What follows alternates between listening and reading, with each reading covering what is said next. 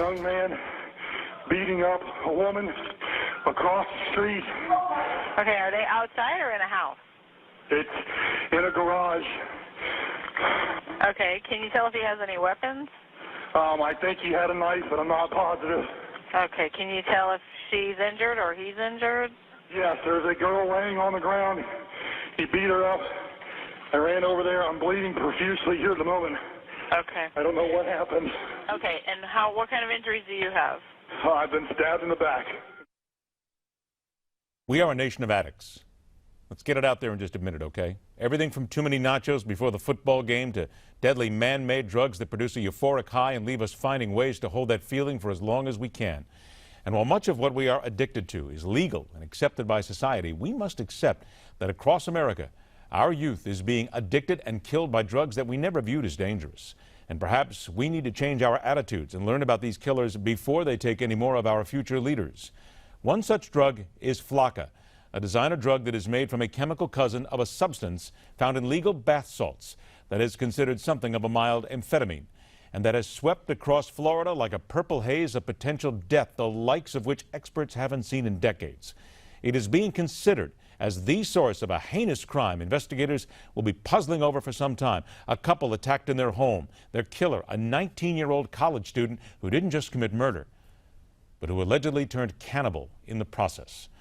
Our first guest has been directing and managing mental health and addiction programs for over 25 years, Dr. James Hughes, and an expert in the world of addiction and what's behind it. Welcome Thomas Gagliano to the Hardline. Gentlemen, thanks so much.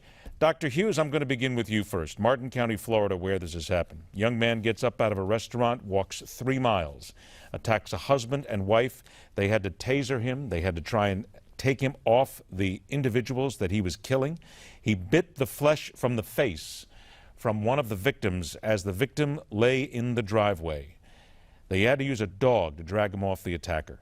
What's happening here? I mean, we've seen this before, but where's this coming from?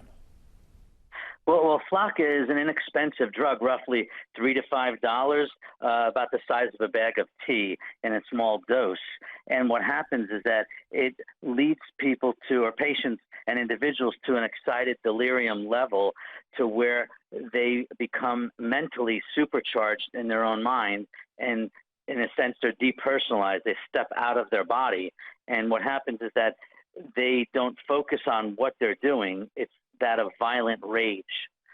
Tom, is it possible that we're looking at something here, and again, Flakka is nothing new. We've seen this before. There also was, oddly enough, another one of these cannibalistic murders, if you will, on Miami Beach a couple of years ago. Are we looking at, I mean, obviously we're looking at a drug here that's doing this to people, but are we looking at a certain type of person that we might be able to tell could be susceptible to this? This kid didn't show any signs at all.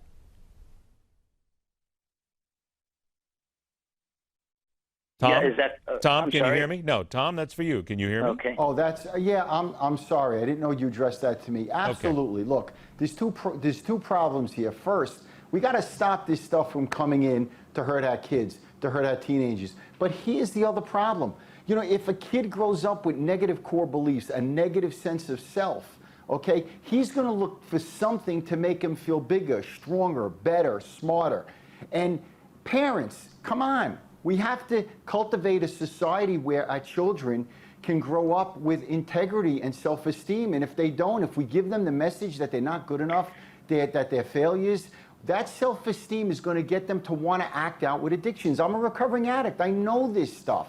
You have processing addictions, you got gambling, spending, food, and then you have addictive tendencies with drugs. And if we don't cultivate children that feel better about themselves, they're going to go and look for places and things to make them feel good, to make them feel better. So there's two things here. Let's stop it from coming in, and let's try to create a child that has enough self-esteem. They don't need things to medicate their pain. Well, let me stop you there as well, because there's really no way to stop this coming in. These are legal bath salts here that we're talking about and how it's made from. Many of these drugs are made right here in America. A lot of them are made in garages, if you will. So, Dr. Hughes, to Tom's point, what he talked about in there, what is it that we can do? I mean, he brings up parents, which is a great idea, but parents don't see this all the time. This thing is killing kids, and they seem to be coming from good backgrounds. What do we look for? Well, we need to be aware of the teenager or the young adult signs and symptoms in areas of excessive and extreme levels of anger, the short attention span, and then before you know it, they process situations internally to such a level that they create this inner level of anger. And what happens at that point is that the young adult will act out in rage, thinking that nothing can happen to them, and they become supercharged in that way. So parents need to look at losing control over their teen in the mid-teens, 14, 15, 16, to the young adulthood.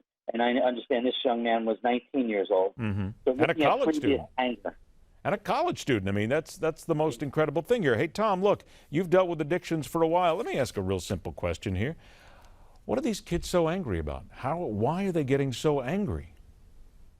You have to first know the mindset of a child. Children are egocentric.